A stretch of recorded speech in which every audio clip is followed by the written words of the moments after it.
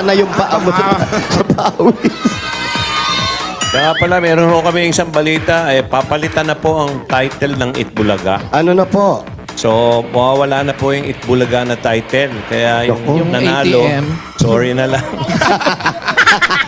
Hanggang sa Itbulaga. Tinapos na. Tuwa dahil mapapalibing ko na po yung anak ko kung makakabayad pa ko sa kulinarya. Ano daw? Sorry, sorry. Ayan, tubig. Condolence po. Tubig muna, tubig. Tubig. Bakit? Ano nangyari?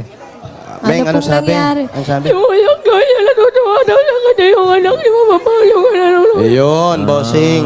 Sabi niya, natutuwa daw siya at naiiyak kasi yung anak niya, mapapalibing niya na raw. What? Ibig sabihin, may patay kayo ngayon? Yung anak. Nandyan po yung anak ko nakaburol. Gusto niya